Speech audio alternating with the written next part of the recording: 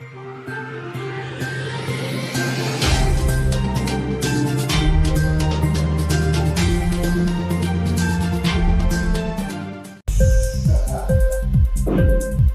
TV prime time news కి స్వాగతం.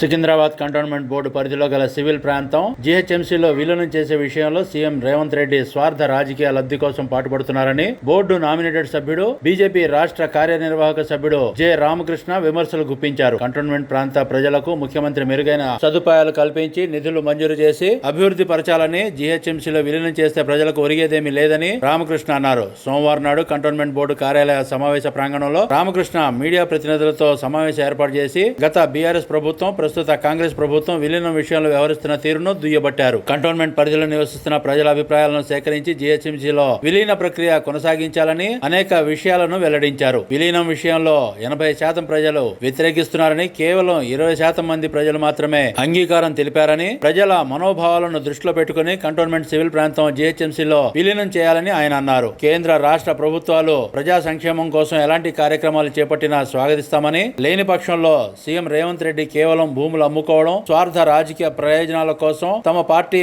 స్వార్థం కోసం విలీనం చేస్తే మాత్రం భారతీయ జనతా పార్టీ తీవ్రంగా వ్యతిరేకిస్తుందని, అలా జరిగితే పెద్ద ఎత్తున ఆందోళనలు చేస్తామని రామకృష్ణ ఈ సందర్భంగా హెచ్చరించారు. ఈ మీడియా సమావేశంలో రామకృష్ణతో పాటు కంటోన్మెంట్ నియోజకవర్గ కంటెస్టెడ్ బీజేపీ అభ్యర్థి డాక్టర్ వంశీ తిలక్, బీజేపీ నేత మాజీ బోర్డు సభ్యుడు భానుక మల్లికార్జున్, సీనియర్ నేతలు బిఎన్ శ్రీనివాస్, పరశురాం, కపిల్ కుమార్, బరాబరి తదితరులు పాల్గొన్నారు. ఈరోజు ఏదైతే రీసెంట్ డెవలప్మెంట్స్ ఉన్నాయో, అంటే కంటోన్మెంట్ మర్జర్పై కంటోన్మెంట్ ఫ్యూచర్ ఏ విధంగా ఉంటుందని చాలా మటుకు స్పెక్యులేషన్స్ ఉన్నాయి. ఎందుకంటే ఒకవైపు ఎన్నికలు జరుగుతలేవు, ఒకవైపు కేంద్ర ప్రభుత్వం ఏదైతే మినిస్ట్రీ ఆఫ్ డిఫెన్స్ ద్వారా ఏదైతే కొత్త అమెండ్మెంట్ కోసం ప్రయత్నం చేసిందో, మరి అదే తరుణంలో ఈ మర్జర్ అనే అంశం కూడా తెర మీద రావడం జరిగింది. మరి దానిపై పూర్తి క్లారిటీ ఇవ్వడానికి ఈరోజు ఈ ప్రెస్ మీట్ పెట్టడం జరిగింది. ప్రధానంగా కంటోన్మెంట్కి ఒక చరిత్ర ఉంది. కంటోన్మెంట్కి it is known as the lung space of the Hyderabad. ఆ విధంగా కంటోన్మెంట్కి చాలా పెద్ద క్రెడెన్షియల్స్ కూడా ఉన్నాయి. అంటే ఎంతో టాప్ స్పోర్ట్స్ పర్సనాలిటీస్ ఇచ్చి ఈరోజు దేశం కోసం కానివ్వండి, ఇంటర్నేషనల్ స్పోర్ట్స్ పర్సన్స్ కానివ్వండి, ఒలింపియన్స్ కానివ్వండి, కంటోన్మెంట్ ప్రొడ్యూస్ చేసిన చరిత్ర మరి కంటోన్మెంట్కి ఉంది. మరి అసొంటిది ఒక విషయంలో మర్జర్ అనే అంశం ఎందుకు వచ్చింది? ప్రధానమైన కారణము కేంద్ర ప్రభుత్వం ఏదైతే అనుకుంటుందో మర్జర్ చేయాలి అని, దానికి ఒక 4-5 కారణాలు ఉన్నాయి. దాంట్లో అందరికన్నా ప్రధానమైన కారణం ఏంటంటే రాష్ట్ర ప్రభుత్వాలు పూర్తిగా నెగ్లెక్ట్ చేయడం జరుగుతుంది. అంటే ఈరోజు కేంద్రం దృష్టిలో కానీ, మా దృష్టిలో కానీ, కంటోన్మెంట్ బోర్డు దృష్టిలో కానీ రాష్ట్ర ప్రభుత్వం నుంచి సహాయ సహకారాలు శూన్యం. గతంలో కేసీఆర్ గారి పీరియడ్ తీసుకోండి, ఇప్పుడు రేవంత్ రెడ్డి గారి పీరియడ్ తీసుకోండి, మరి ఎటువంటి ఒక భాగస్వామ్యం లేదు. మీరు వాటర్లో కానివ్వండి, ఇన్ఫ్రాస్ట్రక్చర్ డెవలప్మెంట్లో కానివ్వండి, గ్రాంట్స్లో కానివ్వండి, ఇది one of the major reasons for the evolution of the word merger అని, లేకపోతే దాని డిమాండ్ రావడానికి అదొక ప్రధానమైన కారణం. రెండో కారణము, కొంతమంది వాళ్ళ వ్యక్తిగత కారణాల వల్ల with some vested interest they have started this word merger అని. కొంతమంది బంగ్లో ఓనర్స్ యాంటిసిపేటింగ్ దట్ ఒకవేళ మర్జర్ అయితే ఈ బంగ్లోస్ ఏదైతే వాళ్ళు ఎంజాయ్ చేస్తున్నారో, వాళ్ళైతే వాడుకుంటున్నారో దాన్ని సొంతంగా వాళ్ళకే గవర్నమెంట్ ఇచ్చేస్తుందేమో అని ఒక ఊహాగానంతో దీన్ని ఒక ఆర్జం పోయడం జరిగింది.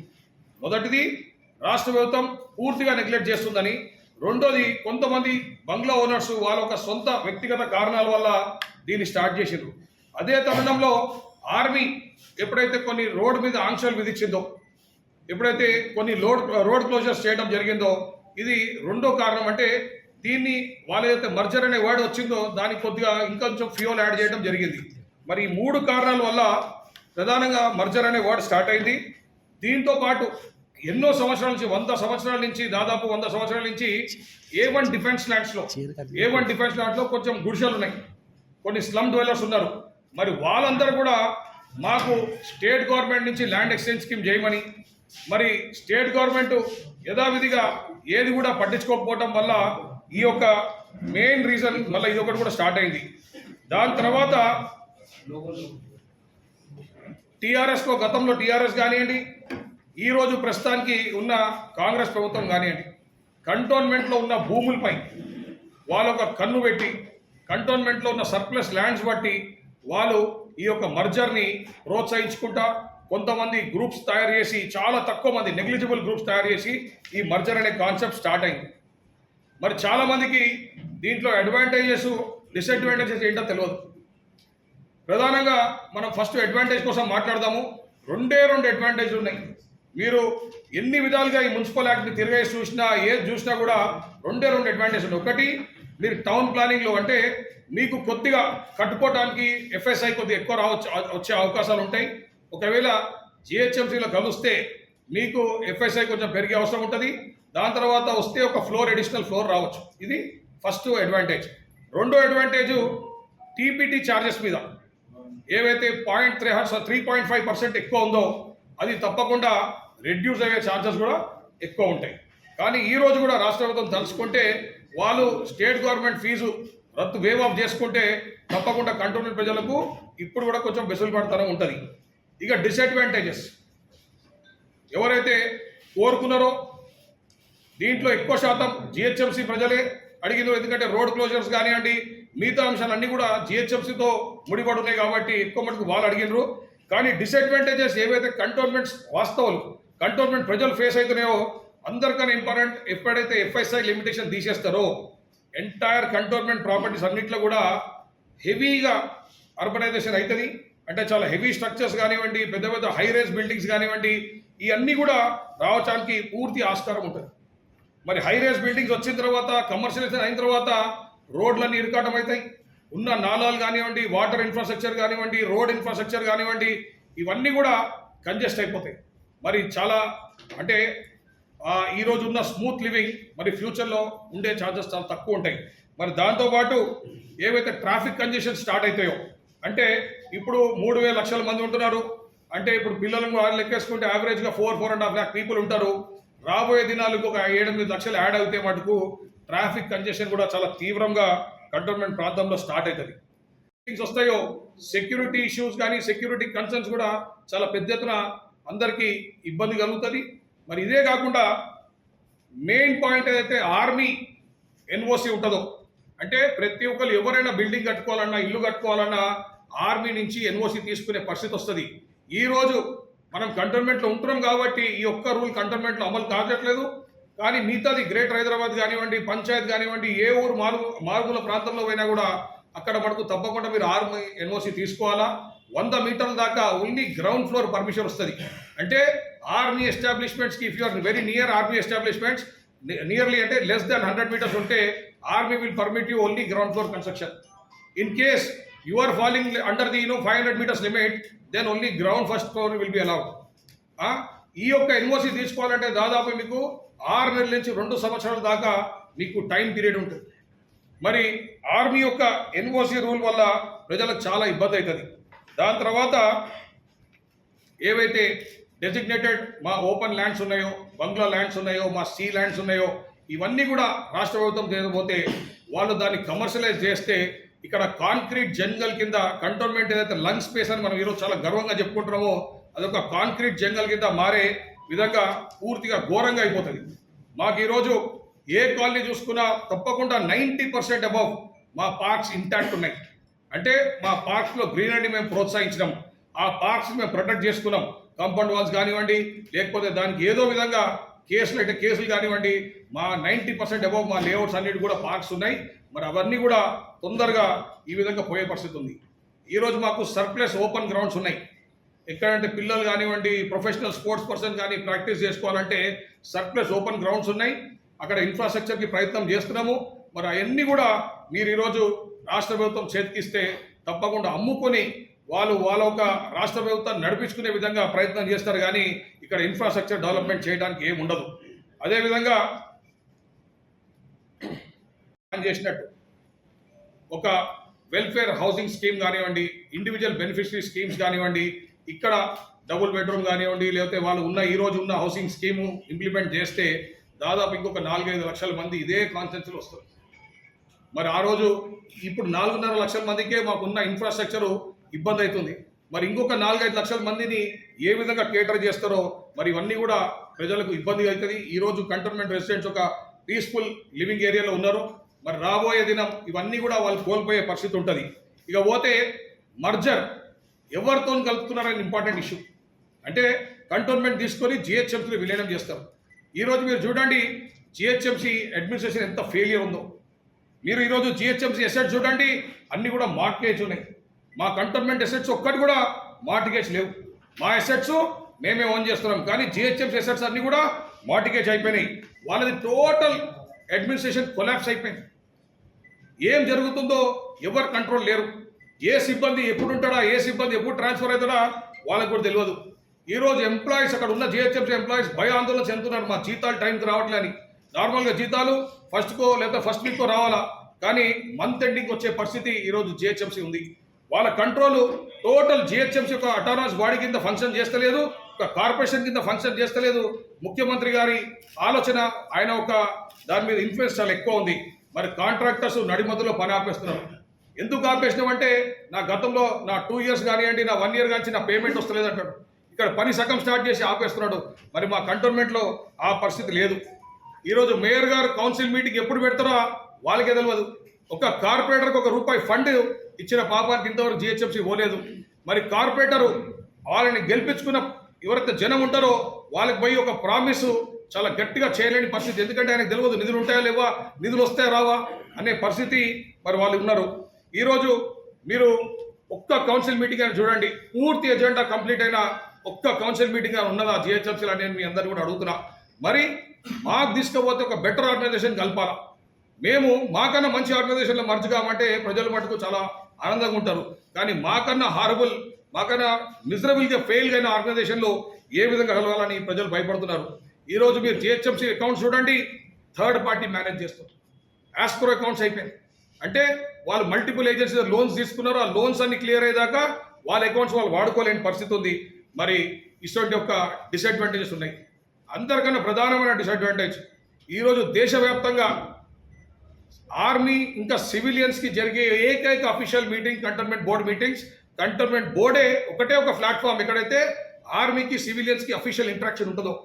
మరి ఒకవేళ కంటోన్మెంట్ బోర్డ్స్ లేకపోతే మరి ఈ విధంగా అఫీషియల్ ప్లాట్ఫామ్ ఎక్కడైతే ఆర్మీ అధికారులతో మనం ఇంటరాక్ట్ అవ్వచ్చో, ఎక్కడైతే మాట్లాడచ్చో, ఆన్ రికార్డ్ డిస్కషన్ చేయొచ్చో, మరి అవన్నీ కూడా కోల్పోయే అవకాశాలు ఎక్కువ ఉంటాయి.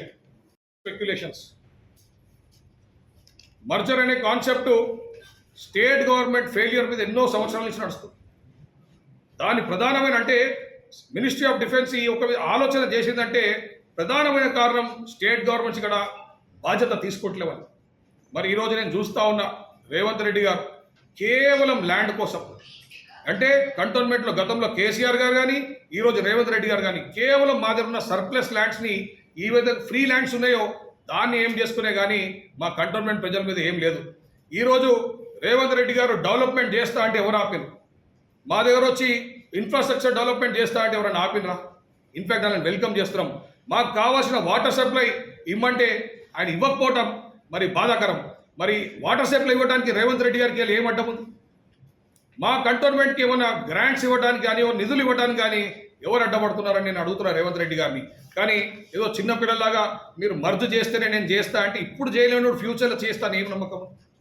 118 కాన్స్టిట్యున్సీల్లో పనిచేస్తున్నారు ఏ ముఖ్యమంత్రి అయినా. గతంలో కేసీఆర్ గారు కానీ ఈరోజు రేవంత్ రెడ్డి గారు కానీ. రేవంత్ రెడ్డి గారు ఇక్కడ ఎంపీ అయిండు. ఎంపీ అయిన తర్వాత 5 years టర్మ్లో కంటోన్మెంట్లో చేసింది ₹1 ఖర్చు పెట్టలేను. ఆ రూపాయి ఖర్చు పెట్టలే. కనీసం ఇప్పుడు ముఖ్యమంత్రి 7-8 నెలలు అవుతుంది. ఆయన మెట్రో వాటర్ వర్క్స్కి సీఎం బై డిఫాల్ట్ ఆయనే చైర్మన్. మరి ఆయన కనీసం ఈరోజు మా వాటర్ ఇష్యూ కూడా రిజాల్వ్ చేయలేకపోయిండు. ఆయన కేవలం కొడంగల్ ప్రాంతానికి ఒక 5,000 కోట్లు ఇచ్చి దానికి ఒక డెవలప్మెంట్ బోర్డు తయారు చేసిండు. మరి ఇక్కడ ఉన్న బోర్డుని పూర్తిగా విస్మరిస్తున్నాడు. ఆయన 2 బోర్డు మీటింగ్లు రావడం జరిగింది. కేవలం ఆయన వ్యక్తిగత కారణం వల్ల, ఆయన పార్టీ కారణాల వల్ల రావడం జరిగింది. ఒకటి కాంగ్రెస్ పార్టీ ఆఫీస్కి పర్మిషన్ కోసం వచ్చిండు. ఆ రోజు బోర్డులో అది ఒక ల్యాప్స్ అయిపోయిన పాలసీ అని మేము డిసైడ్ చేసి దాని పర్మిషన్ రద్దు చేస్తే మళ్ళీ ఒక 45 రోజుల తర్వాత 2 నెక్స్ట్ సబ్సిక్వెంట్ బోర్డు మీటింగ్లో రావడం జరిగింది. కొత్త జీవో తీసుకొని వచ్చిండు. మరి దీన్ని బట్టి కాంగ్రెస్ టీఆర్ఎస్ పార్టీ కలిసి ఉన్నట్టు కాదా? ఆయనకు 10 acres ల్యాండ్ ఉండే, అది ల్యాప్స్ అయిపోయింది. ఆ రోజు కేసీఆర్ గారు సర్కార్ కావాలంటే దాన్ని వాపస్ తీసుకోవచ్చు. వాపస్ తీసుకుని ఈరోజు మాకు హౌసింగ్ స్కీమ్ ఇవ్వచ్చు, లేకపోతే డబుల్ బెడ్రూమ్ స్కీమ్ చేయొచ్చు. ఎక్కడైతే ప్రజలు A1 ల్యాండ్లు ఉన్నారో వాళ్ళందరికీ హౌసింగ్ స్కీమ్ చేయొచ్చు.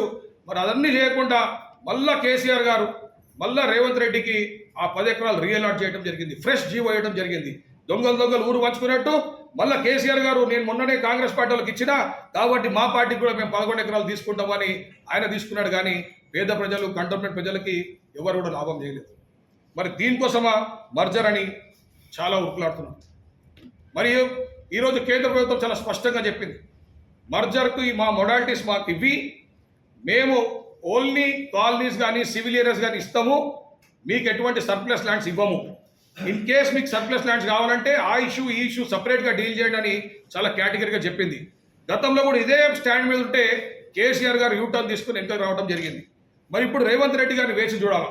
ఆల్రెడీ రేవంత్ రెడ్డి గారు ఒక అప్లికేషన్ పెట్టుకున్నారు ప్రధానమంత్రి గారి దగ్గర, సార్ నాకు 3,000 ఎకరాలు 2,500 ఎకరాలు ఇవ్వండి అని. మరి అది ఇవ్వకపోతే తీసుకోరా? ఈ విధంగా ప్రజలను భయప్రాంతం చేసి ప్రజల యొక్క కన్ఫ్యూజన్ క్రియేట్ చేయడం ఈరోజు కాంగ్రెస్ పార్టీకి రేవంత్ రెడ్డి గారికి మంచిది కాదు. చేస్తే ఈరోజు మీరు డెవలప్మెంట్ స్టార్ట్ చేయండి. మర్జర్ దాంట్లో cantonment residents are least bothered. We demand grants and funds for our development works. So ఈ యొక్క పని రేవంత్ రెడ్డి గారు మీ అందరి ద్వారా నేను ఈరోజు రాష్ట్ర ప్రభుత్వం డిమాండ్ రెగ్యులర్ సరఫరా ఇవ్వండి. మాకు మా ఏరియాలో కంటోన్మెంట్ ప్రాంతంలో ఇన్ఫ్రాస్ట్రక్చర్ డెవలప్మెంట్ చేపట్టండి. మా కంటోన్మెంట్ ప్రాంతానికి మా ఒక నియోజకవర్గానికి నిధులు ఇవ్వండి. అంతేగాని మీ మర్జర్ ఇష్యూ మీరు స్టేట్ గవర్నమెంట్ సెంట్రల్ గవర్నమెంట్ వద్దరు తేల్చుకోండి, మాకేం అభ్యంతరం లేదు. ఈ రోజు మటుకు తప్పకుండా మీరు యూటర్న్ తీసుకోకుండా ఇప్పటికైనా మీరు ముందుకు వచ్చి స్పష్టత ఇవ్వాలా. కంటోన్మెంట్ ప్రాంతం ఇష్యూ బేసిక్గా డెవలప్మెంట్కి, ఇన్ఫ్రాస్ట్రక్చర్ డెవలప్మెంట్కి, వాటర్కి, ఫండ్స్కి విలీనంతో ముడిపడలేదు. ఈ విలీనం అనేది సెకండరీ ఇష్యూ. ప్రైమరీ ఇష్యూ మేము డిమాండ్ చేస్తామంటే కంటోన్మెంట్ ప్రాంతాన్ని డెవలప్ చేయండి.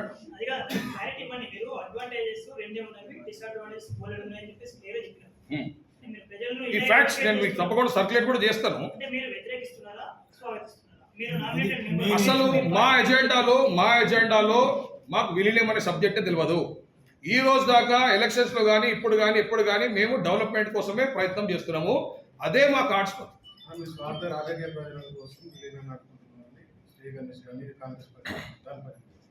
డెవలప్మెంట్ సంగతి ఏం చెప్పి ఎమ్మెల్యే గెలిచిన వాళ్ళు కానివ్వండి, ముఖ్యమంత్రి కానివ్వండి, కంటోన్మెంట్ ప్రాంతానికి ఏం చేసిండ్రు, ఒక శ్వేతపత్రం ఇవ్వాలి. ఎన్ని ఫండ్స్ ఇచ్చిండ్రు, ఎన్ని వర్క్స్ చేసిండ్రు, ఎంత క్వాంటిటీ వాటర్ ఇస్తున్నారు, ఏ రేట్కి ఇస్తున్నారు, దానికి విలీనానికి ముడిపడితే ఎట్లా? గవర్నమెంట్ మిర్చి అవుతే రేపు డెవలప్మెంట్ కాదు, ఆర్గనైజేషనే నష్టంలో ఉంది అని మీరు అంటున్నారు.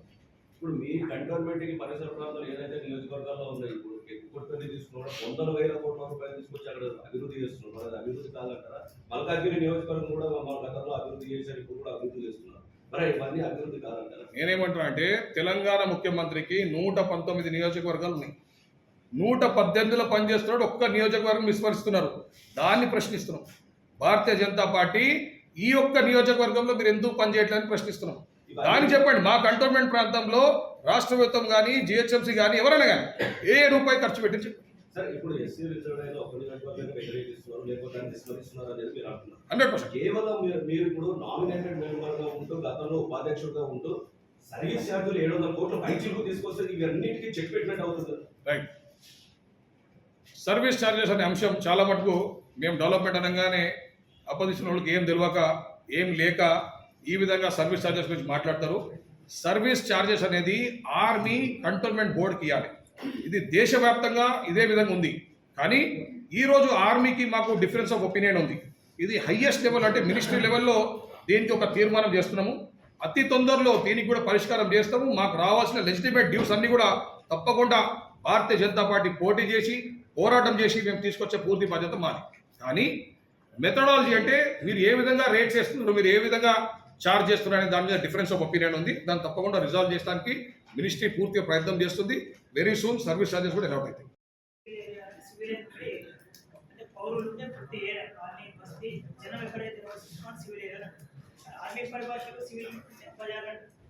ప్రజలను కలుపుకోబోతున్నారా లేదా జనం ఉంటే ప్రతి ఏరియాని కలుపుకోబోతున్నారా? అయితే ఈ డెఫినేషన్ నిజంగా అది కొంచెం డిబేటబుల్ ఇష్యూయే. సివిల్ ఏరియాస్ అంటే కంటోన్మెంట్ బోర్డ్ డెఫినేషన్లో కానీ మిలిటరీ అదే ఎంఓడి డెఫినేషన్లో కానీ ఓన్లీ బజార్ ఏరియాస్. జనరలైజ్డ్ లాంగ్వేజ్లో అంటే సివిల్ ఏరియాస్ అంటే సివిలియన్స్ ఉంటే అన్ని ఏరియాస్. ఇది డెఫినెట్గా డిబేటబుల్ ఇష్యూయే. దీని మీద మేబీ ఫర్దర్ మీటింగ్స్లో క్లారిటీ ఇస్తుంది మినిస్టర్ ఆఫ్ డిఫెన్స్. ఇంతవరకు క్లారిటీ రెండు కూడా అవ్వచ్చు. ఒకటి రెసిడెంట్స్ ఉండే ఏరియా అన్ని కూడా సివిల్ ఏరియా అంటాం, army other than army areas generalise language. ఒకటి ఎంఓడి లాంగ్వేజ్లో సివిల్ ఏరియాస్ అంటే బజార్ ఏరియాస్. సో దీని మీద క్లారిటీ సీక్ చేయాలి. మేము వద్దని చెప్పలేదు, అడ్వాంటేజెస్ డిసడ్వాంటేజ్ చెప్తున్నాం. ప్రజలు నిర్ణయం చేసుకుంటారు. పైగా రాష్ట్ర ప్రభుత్వం సెంట్రల్ గవర్నమెంట్ ఇద్దరు నెగోషియేట్ చేస్తున్నారు. గతంలో కేసీఆర్ గారు కూడా ఇదే ప్రయత్నం చేశారు. ఎప్పుడైతే ల్యాండ్స్ ఇవ్వమని స్పష్టత చెప్పేసిండ్రో కేసీఆర్ గారు యూటర్న్ తీసుకొని వాపసు వచ్చేసారు. ఈ రోజు రేవంత్ రెడ్డి గారు ఏం చేస్తారో చూడాలి. లేరు, సేమ్ అదే స్టాండ్ ఉంది. మినిస్ట్రీ ఆఫ్ డిఫెన్స్ సేమ్ అదే స్టాండ్ ఉంది. మేము సర్ప్లస్ ల్యాండ్స్ కానివ్వండి, మినిస్ట్రీకి సంబంధించిన ల్యాండ్స్ కానీ B3 బంగ్లోస్ ఇవ్వము, ఓన్లీ సివిల్ ఏరియాస్ ఇస్తాము, సివిలియన్స్ ఉండే ఏరియా ఇస్తామని ఒక స్టాండ్. ఇప్పుడు రాష్ట్ర ముఖ్యమంత్రి ఒక శ్వేతపత్రం విడుదల చేయాలని మీరు అంటున్నారు. ఇదే విధంగా మీరు ఇప్పుడు నామినేటెడ్ మెంబర్గా కిషన్ రెడ్డి గారికి, బండి సంజయ్ గారికి ఏమైనా వివరాలను ఇవ్వాలనుకుంటున్నారా ఇక్కడ జరుగుతున్న మీటింగ్ మీద? తప్పకుండా ఏవైతే మేము ఈరోజు మీకు ఒక సబ్మిట్ చేసినామో అడ్వాంటేజ్ డిసడ్వాంటేజ్ తప్పకుండా మేము త్రూ ప్రాపర్ ఛానల్ ఆపాలనుకుంటున్నారా? కేంద్రం నుంచి వచ్చిన ఒత్తిడి నిర్ణయాన్ని అంటే ఇప్పుడు జన ఒపీనియన్ తీసుకుంటాం, పబ్లిక్ ఒపీనియన్ తీసుకుంటాం. అతి తొందరలో జనంలోకి వెళ్తాం. జనం ఏది కోరుకుంటే మేము తప్పకుండా దాని కమిట్మెంట్ ఉంటాము, అదే విధంగా చేస్తాం.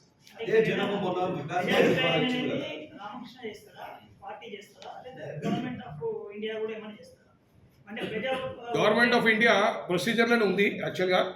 దాని తర్వాత ప్రతి ఒక్క స్టేక్ హోల్డర్స్ని అడిగి వాళ్ళని కన్సల్ట్ చేయడం, యాక్చువల్గా ఏ కొత్త జీవో వచ్చినా ఏ కొత్త రూల్ వచ్చినా అది ఒక part of the procedure. So తప్పకుండా వాళ్ళు కూడా చేస్తారు, మా వంతు మేము కూడా చేస్తాం. ఇప్పుడు పబ్లిక్ ఒపీనియన్ గతంలో వికాస్ మంచ్ వాళ్ళు కూడా ఒపీనియన్ తీసుకున్నారు. 99% పబ్లిక్ కూడా నెట్ చేయాలని ఆలోచనతో మళ్ళీ కొత్తగా ఇంకో పబ్లిక్ తీసుకుంటారు. అంటే ఒక హ్యాండ్ఫుల్ ఆఫ్ పీపుల్ అంటే 4-5 లెస్ దాన్ 10 పీపుల్ వాళ్ళు డిక్లేర్ చేసినంత మాత్రం కాదు కదా. మనం జనరల్గా పోతే కాలనీస్ కానీ బస్తీలు కానీ అడ్వాంటేజెస్ డిసడ్వాంటేజెస్ చూసి అనలైజ్ చేసుకుంటే నాకున్న 25 సంవత్సరాలు ఏదైతే బోర్డుతో అసోసియేట్ అయి ఉన్నాను, మాకున్న అవగాహనతో 80% జనం వద్దని కోరుకుంటున్నారు. ఇంకా 10-20% జనం డైలమాలో ఉన్నారు. ఏంటిది కలిస్తేమో రాత్రి అద్భుతం జరుగుతుందా అని ఒక మిస్కన్సెప్షన్లు ఉన్నారు. అది క్లారిటీ వచ్చే రోజు తప్పకుండా 100% ఇట్లానే ఉండాలని కోరుకుంటున్నాం. వాటర్ అడుగుతున్నాం, ఇన్ఫ్రాస్ట్రక్చర్ డెవలప్మెంట్ అడుగుతున్నాం. అదేవిధంగా మేము వాటర్ డిమాండ్ చేస్తున్నాం కంటోన్మెంట్ ప్రజలకు. అదేవిధంగా ఇన్ఫ్రాస్ట్రక్చర్ డెవలప్మెంట్ వర్క్స్ డిమాండ్ చేస్తున్నాం. అదేవిధంగా కంటోన్మెంట్ బోర్డుకు నిధులు ఇవ్వమని డిమాండ్ చేస్తున్నాం. ఈ 3 అడిగితే ఆయన మర్జర్ అనే అంశం మీదకి తీసుకొస్తున్నాడు. మొట్టమొదటిగా మర్జర్ అనే విషయం చాలా లీస్ట్ బాదర్డ్ కంటోన్మెంట్ ప్రజలకు కావాల్సినవి వాటర్, పనులు, అదేవిధంగా నిధులు. ఈ 3 ఇచ్చి తప్పకుండా ఆయన ముందుకు పోవాల్సిందిగా డిమాండ్ చేస్తున్నాం. రాష్ట్ర ముఖ్యమంత్రి పబ్లిక్ లేదు మళ్ళీ లేకపోతే